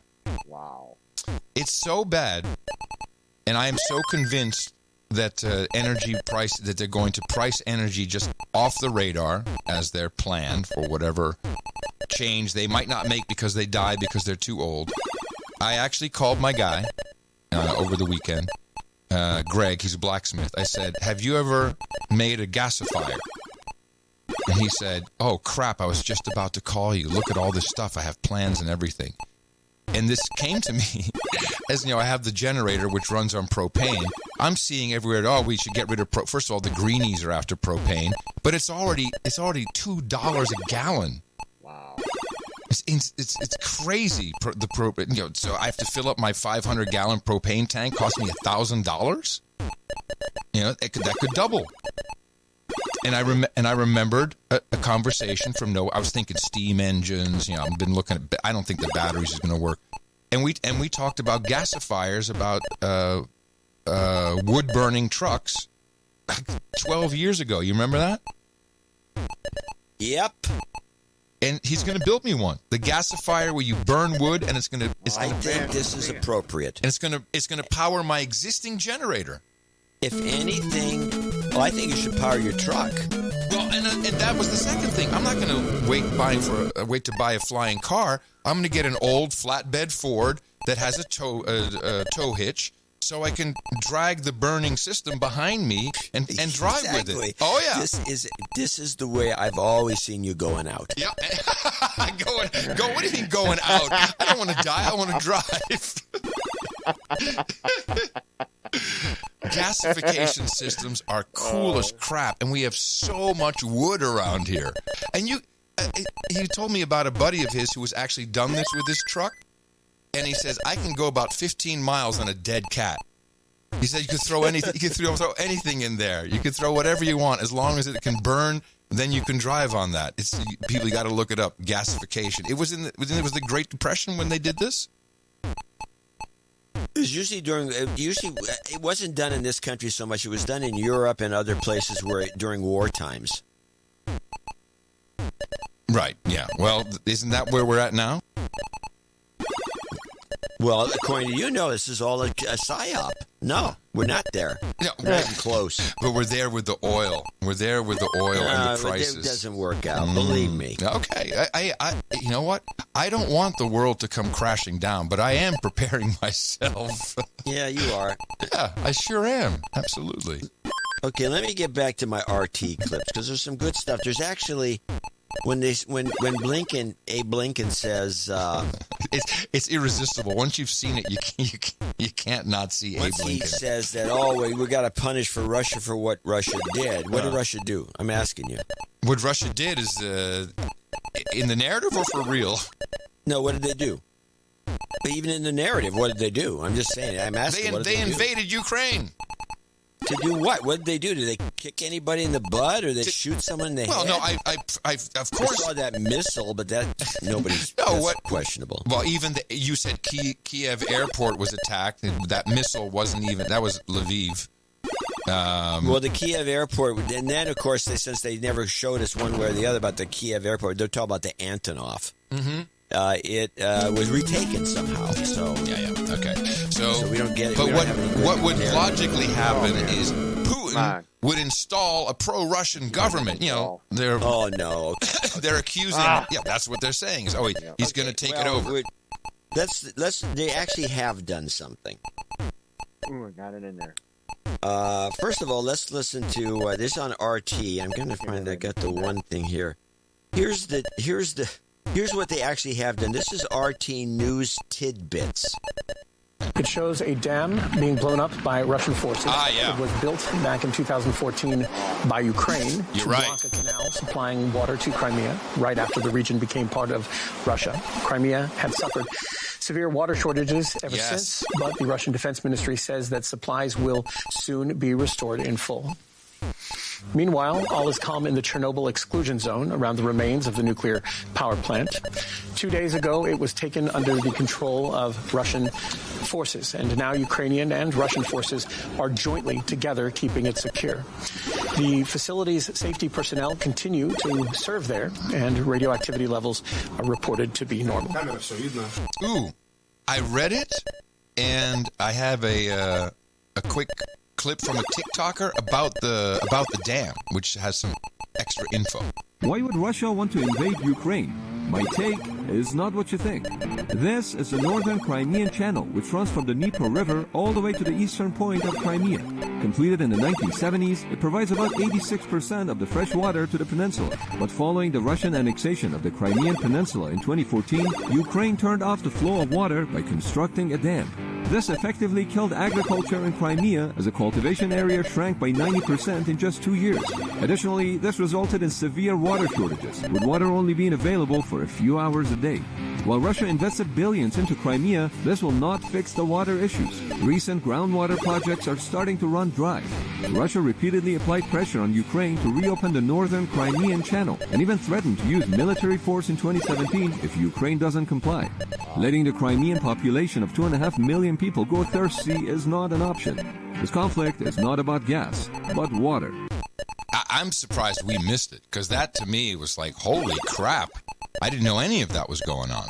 Yeah, choke him, starve him to death. Well, no wonder. I mean, so they blew up that dam. Okay, that makes sense. RT had a movie of the dam getting blown but up. See, but it's interesting that RT has the story, but so does the Chinese TikTok. Yeah, but we don't get that story in the United States. Nobody knows that. That has to get deplatformed, bro. That's what you got to deplatform. So now the other thing was the takeover of Chernobyl by the soldiers, and then in agreement with the Ukrainians. What kind of what are they doing? A joint venture on the side? Chernobyl has fallen. Russia had some sense that they were going to sabotage. Somebody was going to sabotage. Yes, Chernobyl. Of course. And so they got to lock that thing down. Yeah, because they already put the cement dome over it, so we don't want anyone cracking that thing. But you know, I see on the kind of the periphery, I see Article 5. They're trying to figure out how can we implement that, and that's the military-industrial complex speaking, because they're the shills are on television. Well, they can't do it. Well, if there's some radiation from Chernobyl that goes to other countries, that would trigger Article 5. Yeah, this is a good one. Well, that's not going to happen. But cyber, if it's a cyber attack in a neighboring country that's NATO. The cyber thing is dubious. Well, of course, but that's why it's so obvious that they can trigger whenever they want. Just say cyber. Turn off the light, say cyber. Here's a clip. This is from Al Jazeera. Oh. How are they doing these days? How are they doing these days? They're not doing much. But this is the Russian sanctions clip with some information kind of from their perspective. Western nations are uniting to cripple Russia's economy and its ability to finance the war in Ukraine. Certain Russian banks are to be barred from the international finance system, and that means they'll be prevented from carrying out transactions worldwide. The targets include Russia's central bank, which holds reserves worth $600 billion. We commit to ensuring that a certain number of Russian banks are removed from SWIFT. This will ensure that these banks are disconnected from the international financial system and harm their ability to operate globally. SWIFT is the world's dominant global interbank payment system. Cutting banks off will stop them from conducting most of their financial transactions worldwide and effectively block Russian exports and imports. William Black is an economist and professor of economics and law at the University of Missouri. He says Russia is ill-prepared to cope with sanctions. If you keep the sanctions on economically within the next 2 to 3 years, they will have a very substantial bite. Oh, and by the way, the things that Putin has been doing to supposedly prepare the Russian economy for being sanction-proof are actually very harmful to the Russian economy. And the Russian economy is incredibly weak relative to its military power. So Putin does have to worry considerably that this becomes his Afghanistan economically and politically. Putin has shown repeatedly that the oligarchs are useful in making him very wealthy, but that he can and will break them, have show trials, put them in prison, literally kill them in prison, and devastate them economically. So I think the United States has it wrong in believing that if it goes after the cronies, it's going to make life difficult for Putin. You know what I'm missing? Again, speaking as television executive, I'm missing Russian Americans saying something. I'm missing sound bites from Russians. I'm missing sound bites from people in Moscow. There's none of that.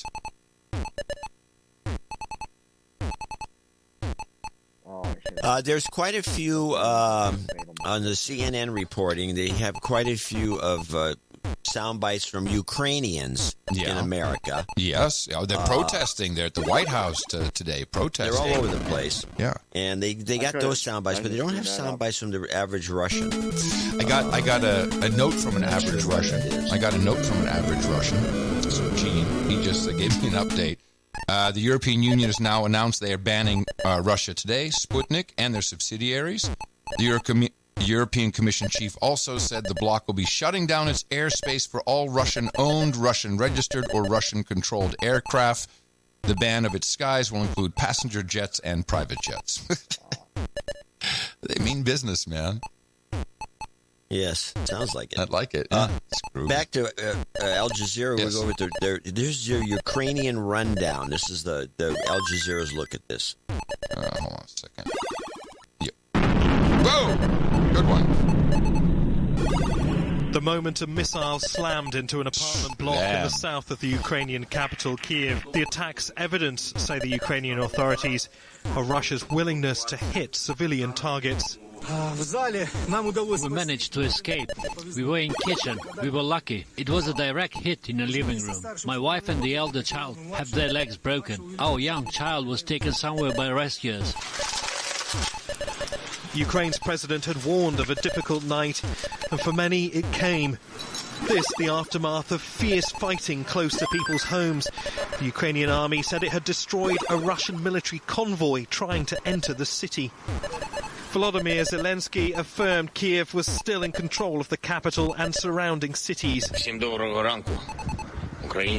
Good morning, Ukrainians. There has been a lot of fake information online saying that I'm calling on our army to lay down arms and to evacuate. Listen, I am here. We will not lay down any weapons. We will defend our state because our weapon is our truth. And the truth is that this is our land, our country, and our children. And we will defend all of that. That's all I wanted to tell you. In the village of Bakhmash in northern Ukraine, Russian forces were met by angry civilians. One man trying to stop an advancing tank with his bare hands. And in the city of Kharkiv, a Russian missile landed in a children's playground. Russia, meanwhile, appears to be sending even more troops and hardware across the border into the country, while insisting it's not targeting Ukrainian cities. So, one, I love the Tiananmen Square vibe of one man trying to stop a tank. Two, and actually, I will say this: RT played this too, and that it was a tank, some Russian tank with the guy sitting at the top. It wasn't like they were hiding, right? And a little, very small crowd yelling and screaming at him for being a dick. And so some guy gets in front and pushes on it. It doesn't stop, and then he finally stops. The guy gets on his knees right in front of the tank, and the Russians yelling at him. And so that's the photo op. That's the photo op. That's what they're going for. Perfect photo op. It wasn't very good. It was mediocre. Well, no, they screwed it up, of course. Really and so then a bunch of his friends grab him because he was drunk, I guess, and they pull him away. And then the tank goes off, and the tank is a turd of a tank. It's smoke and belch and smoke, and I mean it's polluting the. I mean this thing should be sidelined. It ambles up the road. Well, that's interesting. We got a note from one of our producers. I think you were copied on this. Let me see. Where is it? Well, keep going. I'll find this note. Anyway, so that why don't you play part 2 of this Al Jazeera clip, and then you can look for the note. According to Western intelligence, the capital's not yet surrounded. Those Russian troops that have made it as far as Kiev are thought to be Russian special forces and saboteurs. But larger Russian battle groups are getting closer, encountering stiff Ukrainian resistance as they approach. Elsewhere, the Russians have made more decisive gains. This is the city of Melitopol in the country's southeast, where the Russian flag now flies over a local police station. Southeast, yeah. This video, shot by Russian state television, shows Russian tanks on the move in Ukraine's east. This is Europe's largest ground war since World War II. Vladimir Putin and some of these troops believe history's on their side. We've been waiting since 2014. Finally, I'll throw away this gun and we'll live peacefully. Amidst the fighting, a light-hearted exchange between a Ukrainian driver and some stranded Russian soldiers lost and out of fuel. Ukraine's won. You guys have surrendered, says the driver. Can I tow you back to Russia? The truth is, the conflict's far from over. Ukrainian troops in the capital are fortifying the city. Soon, in hours or days, Moscow will have to make a decision. Sit outside the capital and engineer some political arrangement with the Ukrainian government, or bring in troops and heavy weaponry and do it in an even more destructive way, with the possibility of mass civilian casualties. The Kremlin has the capacity for both. So whenever I hear the Southeast, that's disputed territory. That's the same thing as Georgia. And I can put it in the Red Book, I guarantee you. 2 years down the line, we'll learn that it was actually the Ukrainian army attacking the Russian separatists, and you'll find that the killing going on in the western Ukraine was the Azov battalion, who are Nazis. They say they're Nazis. They have Nazi shit. They're Nazis. And all I see in the center of Kiev and the square is YouTubers. Well, here we are in the square. Everyone's gone. Nothing. Here's the note. In the morning, Adam and John, given my military background and knowledge of the Russian military in Syria, I have a few thoughts after your last show. The Russian military is not as good as everyone thinks, but they could have crushed Ukraine by now if not for the U.S. equipment and the training provided over the last 8 years, so-called advisors. The Russian tanks, even the T-90, can't match our old TOWs, which are the 1990s wire-guided missile that we gave to the Syrian Free Army. The Javelin, anti-tank guided munition, that are now free to any fighting-age males in Ukraine willing to fight means Russia could pay a high death toll and equipment loss. The problem is no one is trained. That means they are basically $200,000 fireworks. We trained a group of 30 Syrian civilians. This is where it gets serious.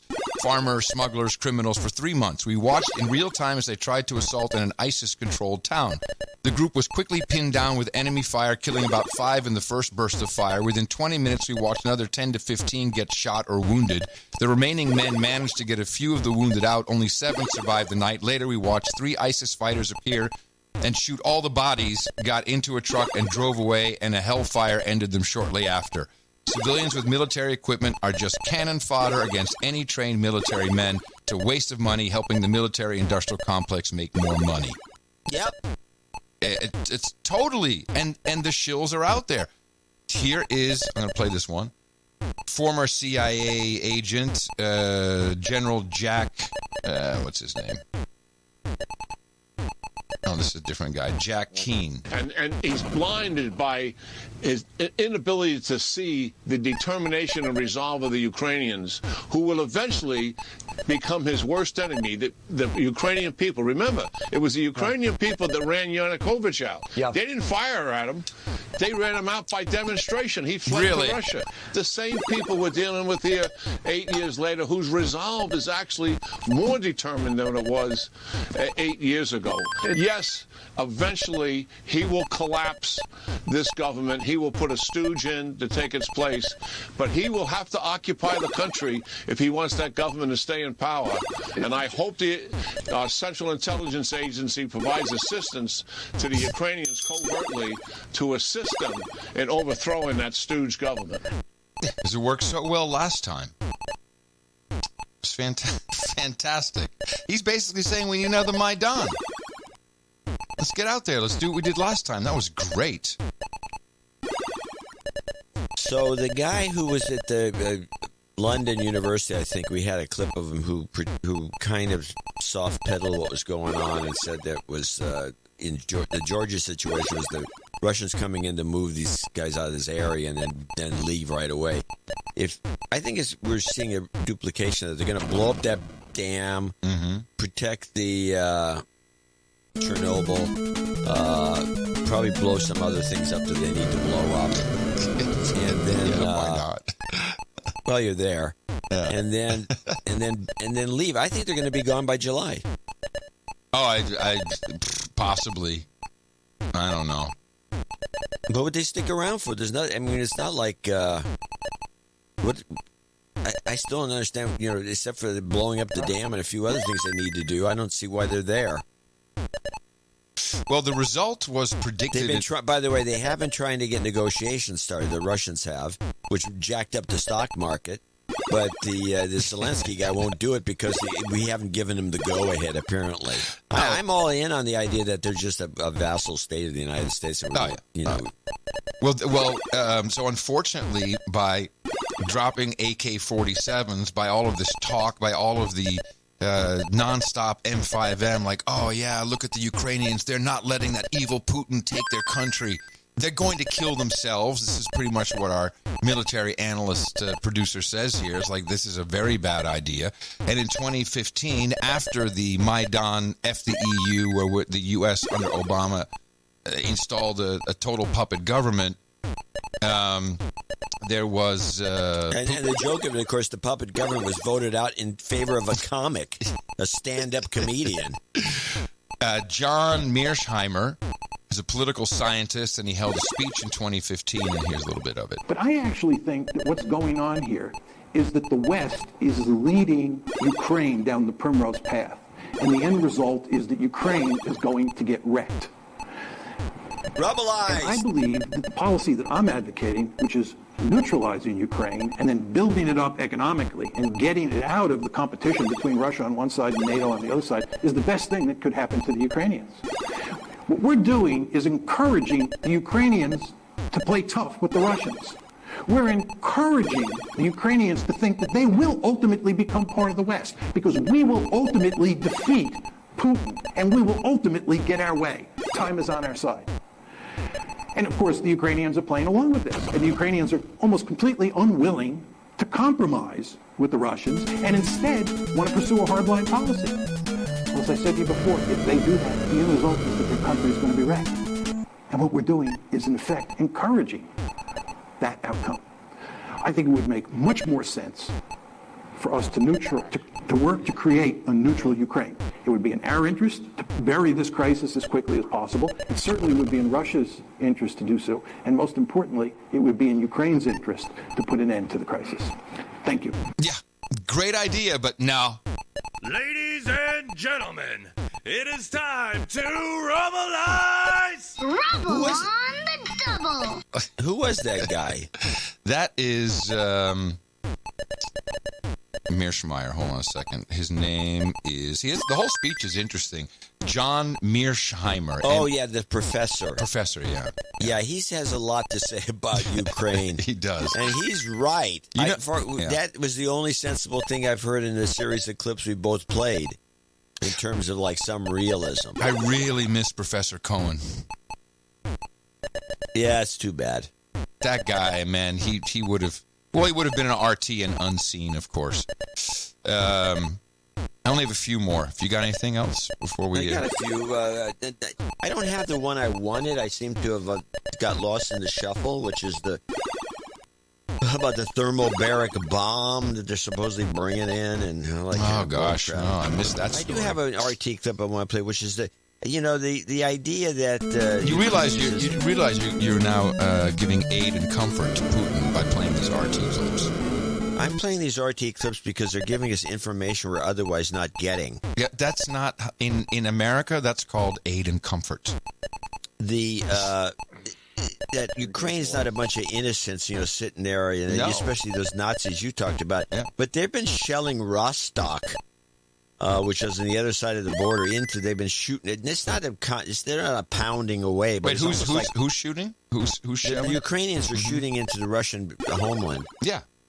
But it's kind of like Hamas, shooting those occasional bombs into Israel. Those firecrackers, yeah.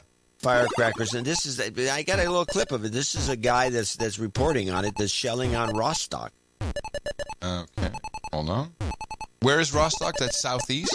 The southeast? It's over by the where the shit has been going on since 2014. It's never stopped. Luckily, nobody was injured. Infrastructure wasn't damaged either. It landed in a forested area. Now, the Ukrainian Foreign Ministry says that its military has not been shooting at the territory of the Russian Federation, but this is not the first instance in which bombs have fallen here.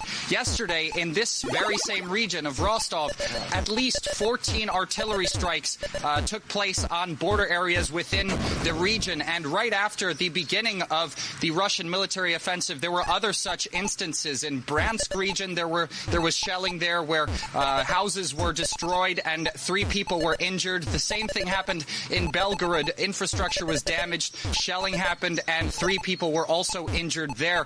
Interestingly enough, more recently near Belgorod region, a Ukrainian soldier had been trying to escape to the Russian Federation, trying to basically defect, and neo-fascist groups there that had their hands on artillery batteries had fired at him and unfortunately killed him and injured another serviceman in the Russian Federal Security Services as well. Now, because of this violence that's actually been happening on the Russian Federation, the authorities have taken measures. They've closed down Russia's southern airspace. Basically, there's going to be no flights out of this area. There's 12 airports in Rostov region alone that will not be having flights. Another thing they've done is close down all the schools that are located in border regions that border the Donbas People's Republics. We have to remember that there are at least 3,000 children from Donetsk and Lugansk alone that have left, that have evacuated that region to the Russian Federation and are connected to educational institutions in these border regions. So that's another task the Russian authorities now have on their hands. What are they going to do? Where are they going to put them so that they can make sure to continue their education? Education? Make sure the kids get... Unlike the way we do it. Yeah, right. Where we just throw diapers on their heads and put them on in front of a computer. So important, education. Yeah, so these little skirmishes, I guess, have been going on for a while. Forever. That whole area is, and it's the Ukrainians shelling the Russians. It's always been that way. it looks better when you say, "Oh, look at this war-torn area. That must be Putin." Back at home, CNN is where we could. C-SPAN is where you can always hear the real opinion of the American. And my concern right now, and biggest concern, is nuclear holocaust. We are so on the verge of having a nuclear holocaust. We will not have World War III. We will have a nuclear holocaust, and Russia will be the first one to do it, because he's not going to stand by and just take it. I'm serious. I'm so worried, but I'm thankful I don't have any grandchildren, because if I did, I would be scared to death. Poor lady. Well, you can see why she has no grandchildren. John, you don't know anything about her. Of course, you're listening to a podcast, an independent production. Don't expect to see any of this deconstruction on Facebag. Facebook taking action overnight after Russia announced it is limiting the social media platform. Deirdre Bolton is here with that part of our coverage. Limiting. Good morning to you, Deirdre. Good morning. And you're right. Overnight, Facebook releasing this statement saying it is now prohibiting Russian state media from running ads or monetizing content on the platform anywhere in the world. It is also going to continue to apply labels to content. So those changes rolling out over the weekend. The move made after Russian authorities demanded that Facebook stop independently fact-checking and labeling content posted by 4 of the country's state-owned media organizations. Meta, that's Facebook's parent company, refused. So Russia says it's now enacting a partial restriction on the platform. No one exactly knows what that means. Meta also launching another laugh. What is this? They say she's laughing at the restrictions because no one knows what that means. Is she not a reporter? Is she not a journalist who would then go and find out what that means? You know, these laugh tells are getting on my nerves. Can you play that one again? Partial restriction on the platform. No one exactly knows what that means. Meta also launching a new... I mean, what, are you just reading press releases? That's what she's saying. I read a press release that I saw this morning. Facebook put it out overnight, and they say this. And I didn't call him. I didn't ask him. I have no contacts there. I'm just on ABC Good Morning America. I don't have any pull. I can't get anyone. I didn't even ask. Why would I ask? I'll just read the press release. Don't you think that's what's going on there? And she's laughing at herself, you think? She's laughing. She's laughing at the situation. No. She's laughing at something. I think she's laughing at the fact that if you ask Facebook anything, they won't talk to you. They don't talk to the media. They don't give statements. When they do, they get in trouble. And so they've just given up, you see. War or no war, they've just given up. State-owned media organizations. Meta, that's Facebook's parent company, refused. So Russia says it's now enacting a partial restriction on the platform. No one exactly knows what that means. Meta also launching a new feature in Ukraine that allows users to lock their profiles, significantly limiting what information is publicly visible. That is an extra layer of security. Since Russia launched its attack on Ukraine on Thursday, Russians are posting expressions of shame and anger on social media. And of course, human rights activists in Russia voicing concern that the Kremlin would crack down on freedoms in the wake of the invasion. So it just shows us how these situations with fluidity and of course this social media overlay so important for people's safety. Absolutely. Yes, you see the social media companies, they need to do this for people's safety. Yes. We can't, it's for safety. We're keeping you safe by not letting you access information. And the BBC screwed up big time on this agreement. They brought on, and it was like a 9-minute interview, and I encourage everybody to listen to it. The audio clip will be in the show notes, nashownotes.com. They had on a Ukrainian, I think it was a member of parliament, Vitaly Melanov. And I'll just play the beginning of it just for a bit so you can hear, because it's completely a different narrative. And on this programme, we've been hearing in the past half hour a number of voices from Ukraine describing what's happening. We're going to spend a few minutes now hearing from Russia and a Russian politician. I'm sorry, Russian politician. Vitaly Milanov is an MP from the ruling United Russia Party. There we go. I asked him why, first of all, Russia had invaded Ukraine. For many years, you've been trying to use this poor territory with a weak state as anti-Russian force And now it's a small payback time. It's like a reasonable reaction towards the aggression. Ukrainian, so-called Ukrainian military forces, as far as I can call these people, running as fast as it possible towards Poland now. These people, being used by you, Europeans. You did it, actually. Well, I don't understand. What you used in what way? I mean, Ukraine is a sovereign country, and it has a right to self-determination, and it's made its choice to become a democratic country that looks to Europe and the West for support.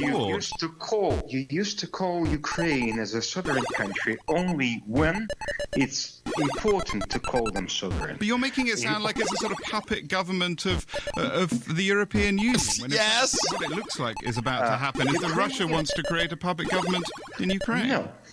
No. We felt ourselves quite comfortable with Ukraine as a sovereign state, being a neighbor, a peaceful neighbor of Russian Federation for many years. Right after your best started to make politics there from the so-called revolution in Ukraine, right after your unsuccessful attempt to make your puppy state in 2014, they became a country with a very aggressive position.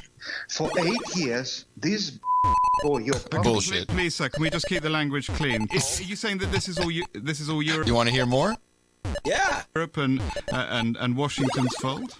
Of course, you use this country for your own personal political needs to act against Russia. Haven't you foreseen this situation, that if you're trying to push Russian bear for 8 years, sometimes it can happen vice versa? You're making it sound like Russia is the victim in all this, but it's Russia that's launched this military action. No one else has.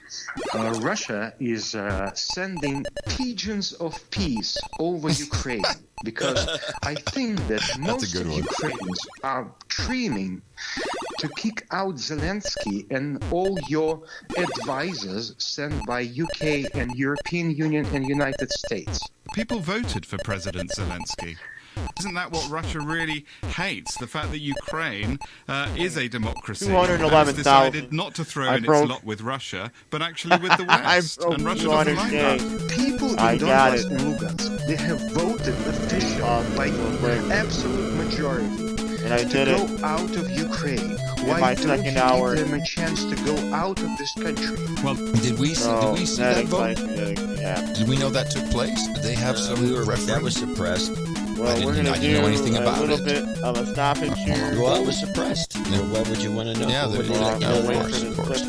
Is a democracy, and it's decided not to throw in its lot with Russia, but actually with the West. And Russia doesn't like that. People in Donbass and Lugansk, they have voted officially by absolute majority to go out of Ukraine. Why don't you give them a chance to go out of this country? Well, Sam, we'll stop it right at that. Whether or not you like the discussion that has been had, I have reached 211K. I am a very happy man right now, so I can update my personal best. There you have it. 211,000. I'm happy with it. Right at the 2-hour mark. I know that I need to do some vast improving.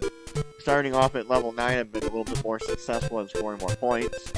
I'm trying to be able to do level 15 and, start off from there, but I know that I have a long way to go as far as my Tetris capabilities are. But I'm going to stop right here because I think this is the best place to stop. If you want to hear the second half of that podcast, you can go over to noagendashow.net, and every Sunday and Tuesday they add media reconstruction. They're really hitting the Russia thing this time.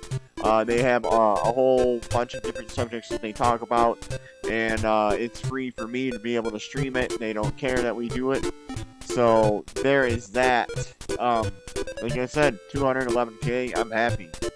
So be on the lookout. I will continue to move forward in this march to trying to qualify for Classic Tetris Monthly. My next goal will be 250K. So I'm going to update my personal best and go to bed feeling a little accomplished. So there it is. We had a no agenda show that was talking about Tetris and talking about Russia.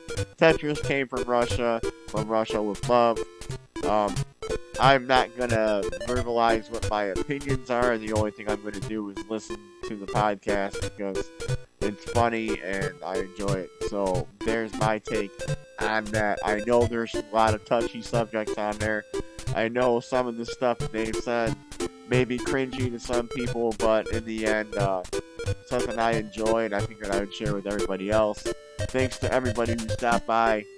I did see a couple people drop in while I was doing my runs. I appreciate it. You guys are awesome. Thanks for checking me out. And that's that. I'm going to wrap this bad boy up. Have a good night, everyone, and a good, happy, and safe week. Love and light. 211,640 points. I broke my personal best. It's a good way to end it.